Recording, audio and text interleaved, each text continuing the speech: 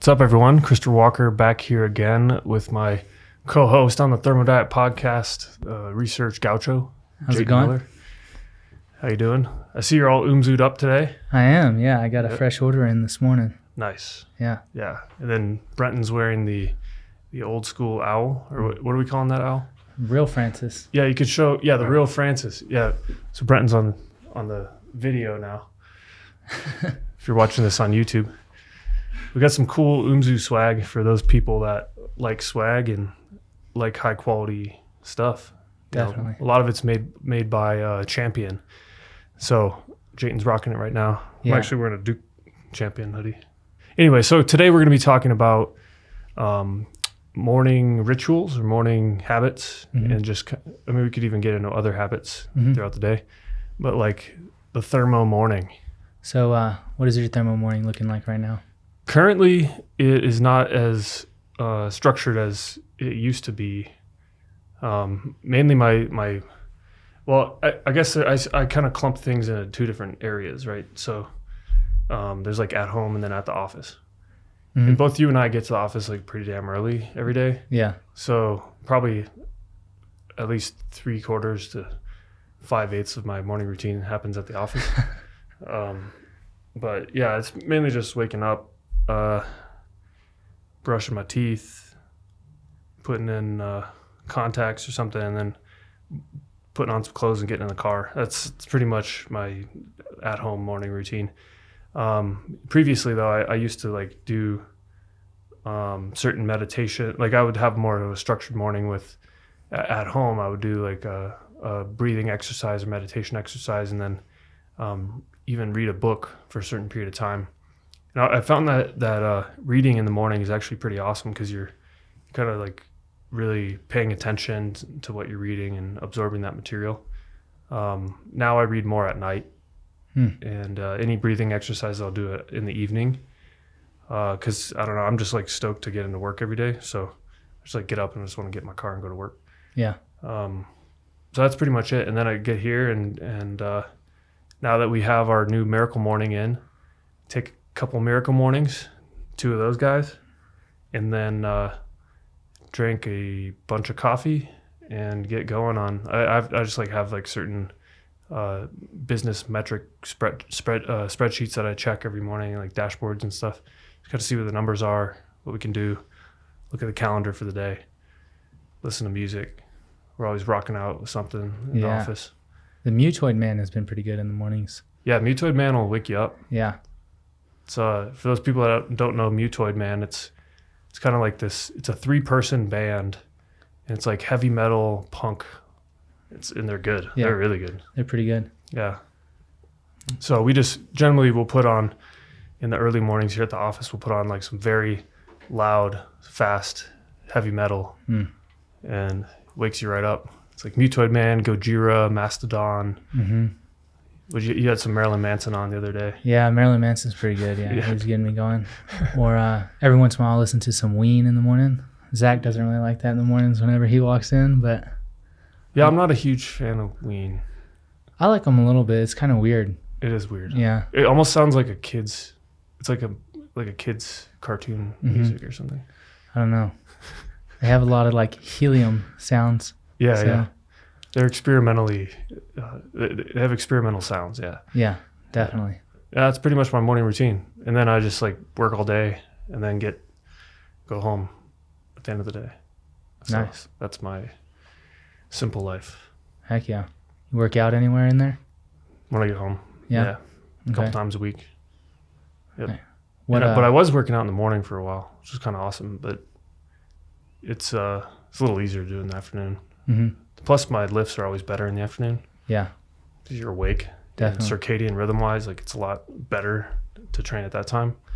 So, but I just kind of go with the flow. Like we've talked about in other episodes too about like, I personally find that too much structure like really stresses me out. So I need a little bit of flexibility. And the flexibility just mentally like change every couple months and like try something different, you know. A lot of people I think try to make things a little too perfect, and it adds more stress to their life when you don't really need to do that. Yeah. I like to set up certain routines and habits that allow me to free up space for flexibility in other areas. So like, I typically eat like pretty much the same thing every day because it's thoughtless. It's super easy. And because of that, like I have the ability to free up that mind space for other things. Mm-hmm. So I really enjoy that. That's why they say like a lot of those, billion-dollar company CEOs just wear the same clothes every day. Mm-hmm. So it just is not something that they have to think about because it's really not that important. Mm-hmm. So Like same idea. Mark Zuckerberg. Yeah. Mm-hmm. Yeah. What's your morning routine? In the mornings, I'll usually, I'm usually pretty jacked up because I come straight out of a dream into my alarm. So I'm usually like really awake in the mornings just because my heart's racing. So I don't know what it is, but I've been having some crazy dreams lately. So I'll hop out of bed. I'll usually do like some push-ups or some air squats or something, kind of get my blood flowing and get my body awake. Then I'll get dressed. I'll go upstairs and I'll eat.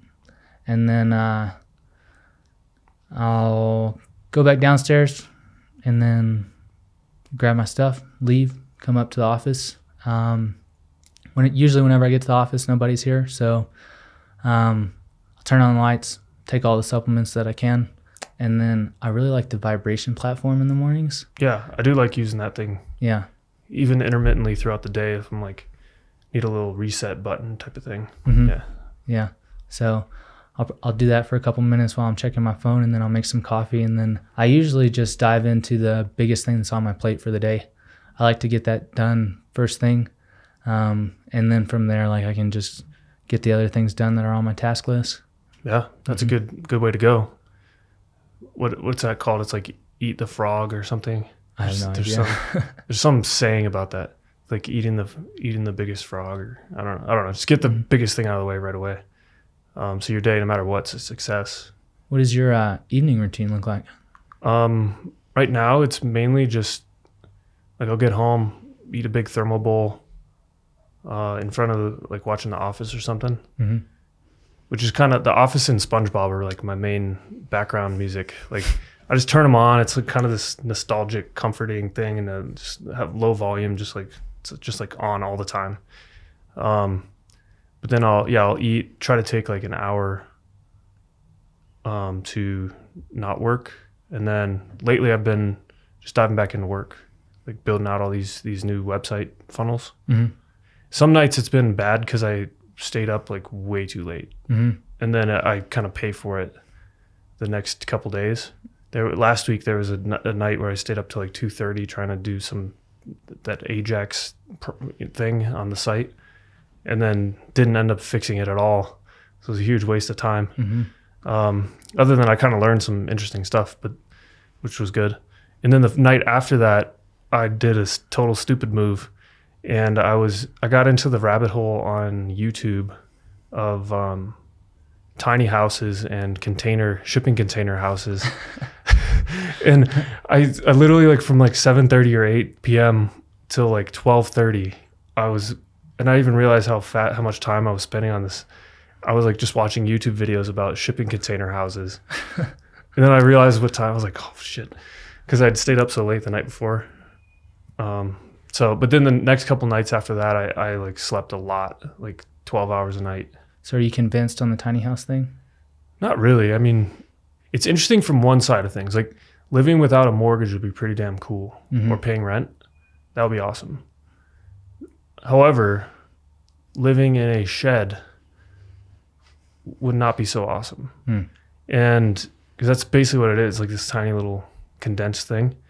That's where the shipping container thing is interesting because they're so much cheaper, Mm-hmm. and they're like really durable, but then you can actually build something interesting with it. It doesn't have to be some like little shed that fits on a trailer. So that's where those are pretty neat because you can kind of customize everything.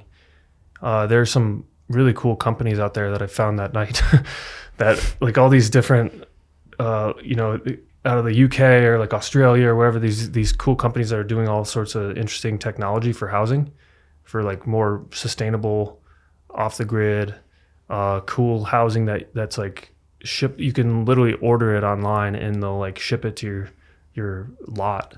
within like 10 days or something crazy, a lot of these.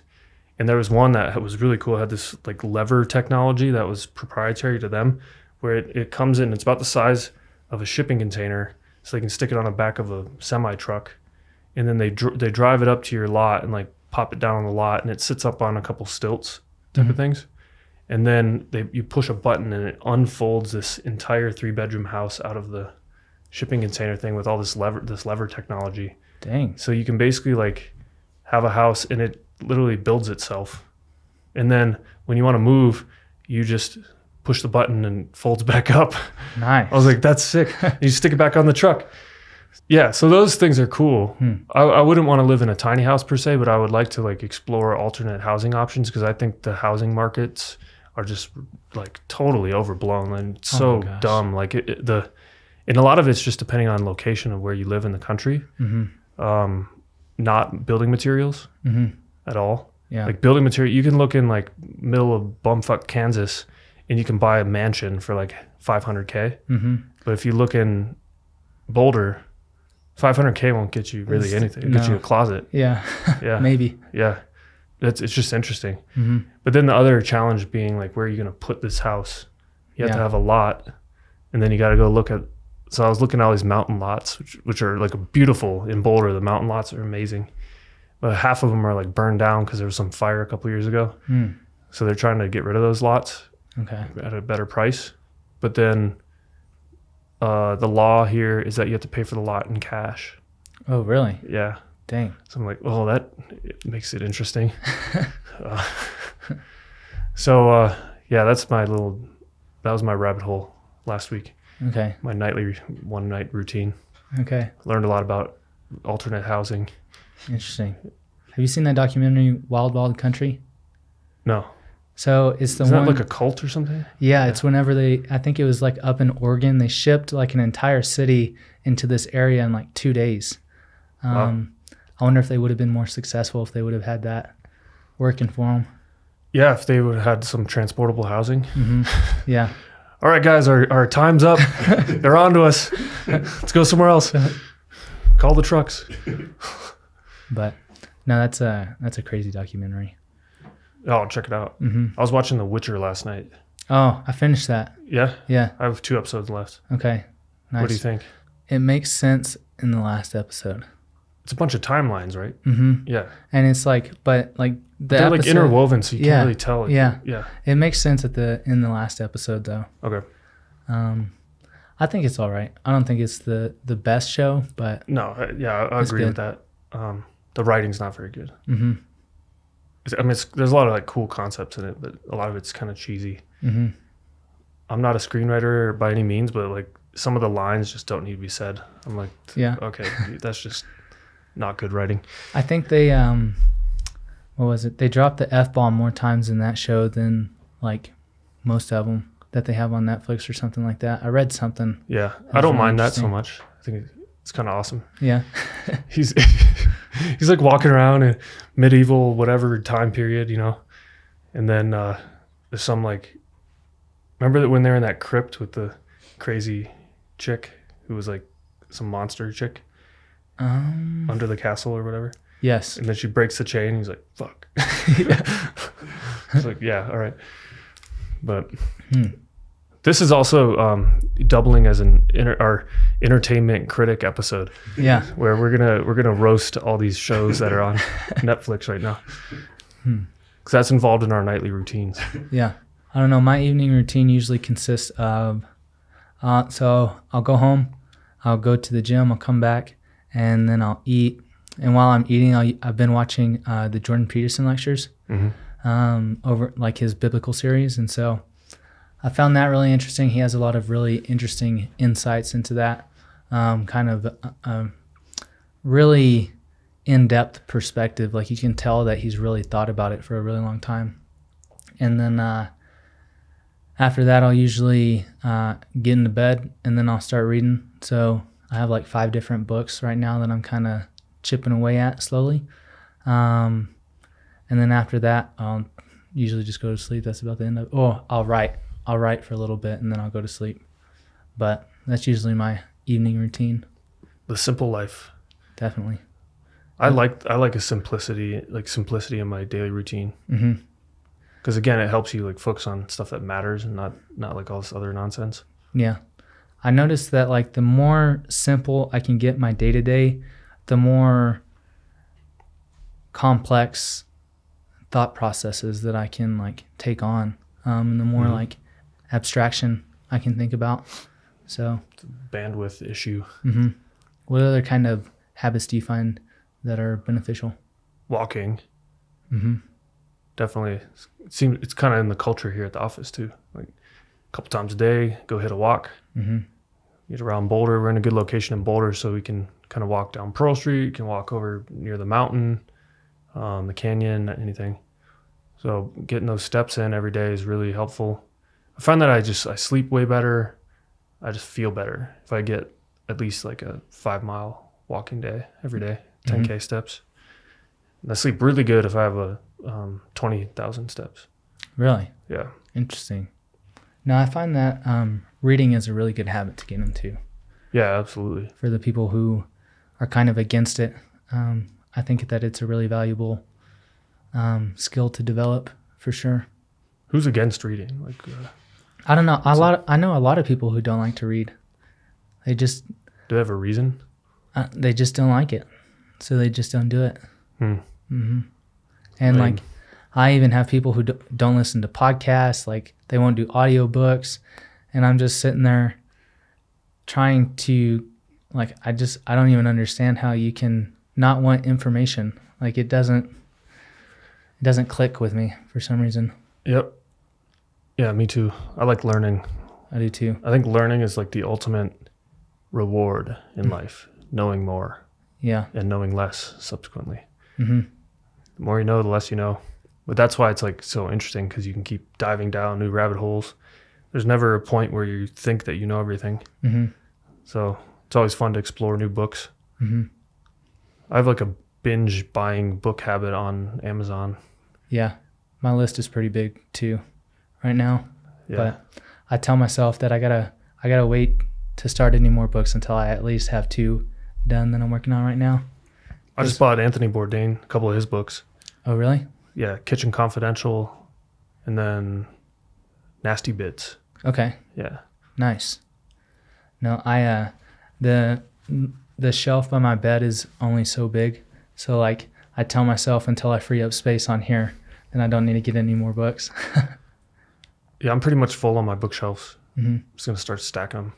And I throw them kind of everywhere else, like on the couch and the floor. Nice. So I have a pretty messy existence. Yeah. As anyone also in the office can tell, if you just look at my desk and just imagine like expanding that out to like 1,600 square feet in my apartment. That's pretty much what it looks like. All right. But so you said that you've been taking 2 Miracle Morning in the mornings? Yeah. Okay. Yep. I noticed that that's a little too much for me. Yeah. Yeah. If I take 1, it's like perfect. If I take 2, it's like jumping off the edge. All right. Mm-hmm. Know thyself. Yeah, definitely. So if anyone's listening to this and you're wondering what we're talking about, it's our new supplement from Umzu. It's called Miracle Morning. And you might be able to guess from the name what it's about. It's a morning, I guess you'd say energy booster, cognitive enhancer. Mm-hmm. Just dials you in right away. It's actually synergistic with caffeine. Mm-hmm. There's no caffeine in it, which is cool. So if you don't want to have caffeine or you don't use caffeine in any capacity, that's fine. Miracle Morning doesn't have any. But then if you use it with caffeine, it actually amplifies the effect. So you could take 1 or 2 of them, drink a couple cups of coffee in the morning, and then you're dialed in, like you're focused. Definitely. No, the teocrine, I think within the plant, like the kucha plant, teocrine is actually derived from the caffeine molecule within that plant. And so whenever they extract it, it's actually after it's converted down into teocrine within the plant. Mm-hmm. And it can't be, you can't get desensitized to it, which is really cool. Yeah, so every time you take it, it's like taking it for the first time. Yep. Which is really cool. And how many clinical trials are on teocrine? That I remember seeing just massive amounts. there are a ton of human clinical trials on the effectiveness of teocrine. The only one that I could find as far as dosage goes was 200 milligrams twice a day. I don't know if I could take this in the afternoon though. Yeah, I definitely wouldn't be able to sleep because whenever I take 2 in the morning, I don't sleep at all. If you took 400 milligrams a day, it's 4 capsules a day. You're probably not gonna sleep. Yeah. Yeah. Ever again. But if you need some energy, especially if you're like out, I'm excited to try it. I'm gonna use it on the mountain this year for snowboarding. Take like 2 of them in the morning and then 2 of them at noon or something. Okay. Just kind of get that extra kick. I don't know. I might have a heart attack if I do that, so I need to watch out. Yeah. I wonder if there's another compound that can like metabolize it in the way rutacarpine metabolizes caffeine. I don't know. Maybe if you take a little bit of extra theanine with it. Yeah.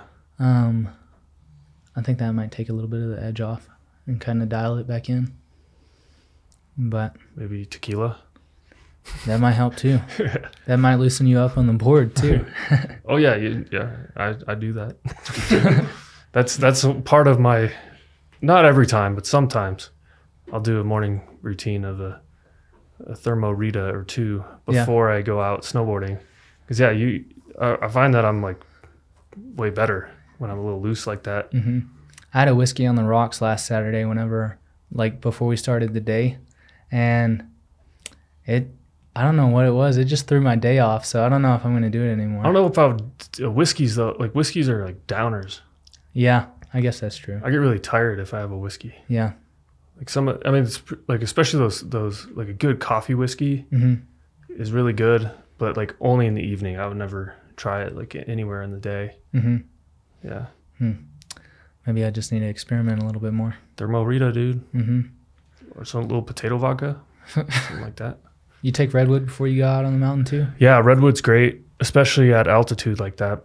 Kind of keeps the blood going all the right spots. Because I found that's the kind of the limiting factor when you get up on the top, like at the peaks and stuff, is just basically oxygen delivery to your limbs, your muscle tissue. Yeah. So I feel like Redwood does definitely help with that. Gives you a little more stamina and endurance. Do you think that's because it helps shuttle lactic acid away from the muscle? Yeah, it's most noticeably like the lactic acid ends up not accumulating as quickly. That's I guess where the stamina comes from. Yeah. When it on a deep powder day or something, like lactic acid is really noticeable. Yeah. Very quickly. I don't really notice it anymore. I just go ham. So. Whatever. You can't all be like you. How'd you do on that snowboard though? That's a different topic. You went ham sandwich back to the lodge. Yeah. I don't think snowboarding's for me. But you put a pair of skis on my feet, I'm good. Yeah, we're gonna have to go up together sometime this winter. Yeah, we were talking about that the other day. I'll show you some of my backward skiing. All right. I'll ski down the mountain as fast as you go forward, backwards. Oh, that sounds like a challenge. All right. Yeah. I'll do it. I'll race you. I'll go switch, and you go backwards. All right, I'm down. Yeah. It'll be a fun race. You know, falling included. Yeah. You know, for you. So. Or running into stuff, one or the other. Yeah. Actually, I don't think I've talked about it on the podcast yet, but I just got back from Surf Ranch in California, Kelly Slater's Surf Ranch, and I took 8 redwoods, and I think it was 3 scoops of octane before surfing. It did me good. Yeah. Throughout the day. Yeah. Man. Surfing all day. It's pretty fun. Nice. How'd you do? I got a lot better throughout the day. Yeah. Yeah. It's probably the fastest way on earth to get better at surfing. Yeah. Because you just sit there and then the wave just goes back and forth and you can just try and catch it every time. Nice. Yeah. Is that the first time you surfed? No. I learned when I was like probably 11 out in Orange County, California. And then that was just longboarding. And then when we had the office in Florida, I would go out on the weekends and whatever and just surf in Florida. But the Florida surf is not great. I wouldn't say. That's more like a bunny slope of surfing. Okay. So this is like my first real experience surfing on like big waves. Because the waves there, they're like championship waves. They run competitions and stuff on these waves, and they're pretty awesome waves. So that was definitely an accelerated learning curve. Great experience, which I would recommend to anybody that's interested in doing that sort of thing. Like basically try to get in Surf Ranch and go take a day there. It's pretty fun.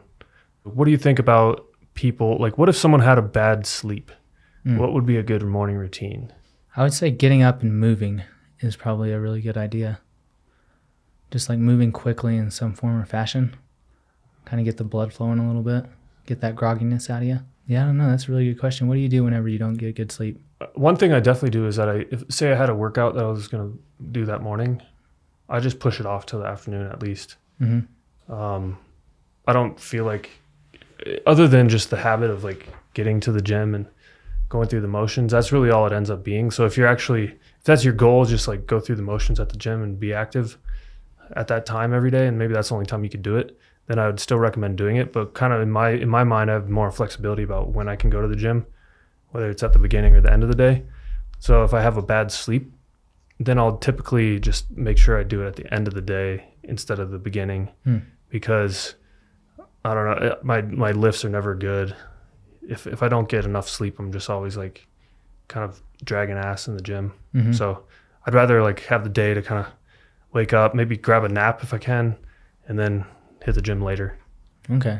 Is there anything that you do immediately to kind of wake up? Currently, it's more like I'm kind of just jumping out of bed every day. It's pretty nice. Get in the car, blast some metal. Get to the office, blast some metal. That's the key. Yeah. Metal. Learn to love heavy metal. Yes. I did the exact same thing whenever I get in my car in the morning. Yeah. It's Mastodon. Really? Yeah, it's good driving music. I've been really into Gojira lately. I've been listening to a lot of them. Yeah, they're good. Stranded. That's a good morning wake up song. Yeah. Dun, dun, dun. Or The Art of Dying is really good too. Man, I like that song. That one's good. Yeah, metal's definitely the key to wake up in the morning. Yeah. A little Slipknot or something. Oh yeah, Slipknot's good. Yeah. What about you? As far as like waking up immediately in the mornings? Yeah. It's mostly just like air squats and stuff? Yeah. Just getting moving, kind of getting the blood flowing, waking up the nervous system. However, I notice for some people that can kind of like push them over the edge if they're in a really like poor state of health, just because like that cortisol is already spiked in the morning from trying to wake you up. So spiking it even more by doing movement like that isn't always a good idea. That's why I think it'd be good for, if anyone's in that sort of scenario, to do some breathing exercises right away. Yeah. And I have found that like for breathing exercises, if you are in like a high stress state and you do want to be doing them, doing it in the morning makes it really easy. If you basically just commit to the idea of like, don't look at your phone, just kind of wake up, roll over and like sit even on the side of your bed or something and do it. So you're still half asleep. And I find that it's easier when you're half asleep like that to get into that trance state with the breathing.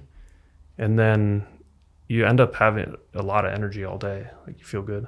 I would say expose yourself to a good bright spectrum of light too.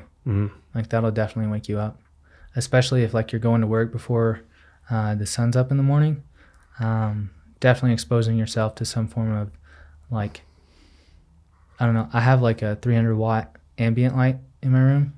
And so I'll just plug that bad boy in and it wakes me right up. Yeah. I'm thinking about like, I like to go to Cabo on vacations. And there's one of the best things about that is like you wake up in the morning and then you just kind of roll out of bed and like go walk out to the porch and the sun's blasting down. You get that Mexico sun. Nice. That's a good way to wake up. But currently right now and here in Colorado, like the days are pretty damn short because it's the winter. So you wake up, it's dark. By the time you get home, it's dark. It's like, okay, well, at least there's some sun during the day. I know a lot of people in other areas of the country or the world, like at this time of year, end up the whole day is dark. I lived in New York City for a couple of years and it was just dark all the time for like 6 months of the year.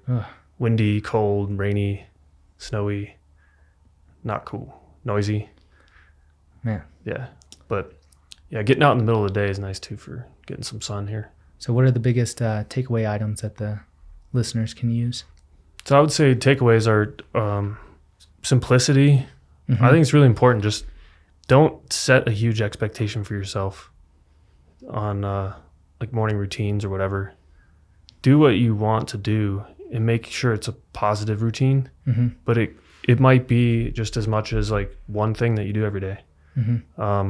Maybe you do a couple minutes of some breathing in the morning, or maybe you get up, you blast yourself with some light, you do some red light, you do something like that, and then go do what you got to do. If you go to work or whatever, listen to music that you like that wakes you up, take some Miracle Morning, drink some coffee, just get into your day and focus on the really important stuff in the morning for your day. Leaving it simple like that, I think is crucial. Or do some activity if you like to go to the gym or go on a walk before you go to work or whatever. Walk the dog, something like that. But keep it simple. I mean, I've seen like there's so much of like a culture on social media around people doing like these crazy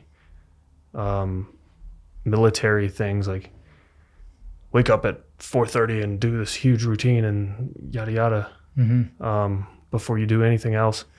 A lot of people can motivate themselves to do it for like a week or two, and then they just fall off. Especially right now, it's January. Like everyone's into their new year, new me type of thing. But don't. I always just say, don't make a resolution. Just like commit to yourself something that you can do every day, and then give yourself flexibility to modify it without like feeling ashamed that you stopped doing it or whatever. Just kind of let yourself like flow through flexibly routines or routine evolutions that support your main goals in your day, or your main goals in the quarter or the year, 10-year plan or whatever you have, and just leave the flexibility there. I've found personally that that's really important to me. I know other people are way more neurotic about stuff than I am, so take that with a grain of salt. But do what you want to do. Don't do something because you think it's like the right thing to do or the wrong thing to do. And I think that having the ability to observe that and notice what does and doesn't actually work for you is very important in that too. It's a good point. Identifying what's the desired outcome of that action too. It's like in business, like if you have a KPI, it's something you can track that shows you whether you're successful or not with it. So like making some KPIs for your actions, like you could have some morning routine where you have 5 things that you do in the morning. And then if you're not really tracking like what is helping you get close to your goal, then 3 of them might not even be worth any of your time or effort. But you wouldn't know it because you're not looking at the KPI for that action, and then it's just kind of wasting your time. So find what it is. And that also brings up the bigger question of like, what is your goal? Most people don't really think clearly about their goals or define them. Yeah. But I'm of the opinion that goal setting is really good if you can get really clear and then like work backwards in terms of what habits you need to do every day to achieve that thing. Because then it helps simplify stuff too, because then you notice over time, it's like, well, most of the stuff I'm doing isn't really getting me anywhere. So I can cut it out, stop doing it. And then you get a simple daily routine. Yeah, definitely. I agree. Again, do a little shameless product pitch here at the end. Miracle Morning is our brand new Umzu supplement. And it's pretty awesome. Like, I mean, it works. Kicks in pretty fast. What would you say, like 15 minutes or so? Yeah, you really feel it in there. Yeah. Yeah, you start to dial in that first hour. And if you take a Miracle Morning or 2 every morning, just try it out. I mean, try it for a month and see if you like it. If you don't like it, again, we have a 60-day money-back guarantee on our products. So if you don't like it, if it doesn't work, whatever, just let us know. But you can find Miracle Morning over at umzu.com. Just search for it, Miracle Morning. Yeah. And I have a suspicion this is probably going to be one of our more popular products if it gets out there. Absolutely, yeah. Yeah. Great. Well, thanks for listening to the Thermo Diet Podcast. If you're not subscribed, go check it out wherever you like to listen to podcasts or wherever you're listening to it right now. It could be YouTube, Spotify, iTunes, Google, whatever. Go check it out there. If you like it, leave a review. If you're in the Thermo Diet community on Facebook, let us know any more questions or concerns or things that you'd want us to address here on the podcast. We're always happy to do so. We record it every week, and we like to get good ideas. I mean, the podcast is really all about serving the community and figuring out ways that we can give you guys insights that you want to know. So the more that you give us, the more helpful this will be for you. Definitely. Yep. Thanks for listening. We'll see you on the next show. Have a good one.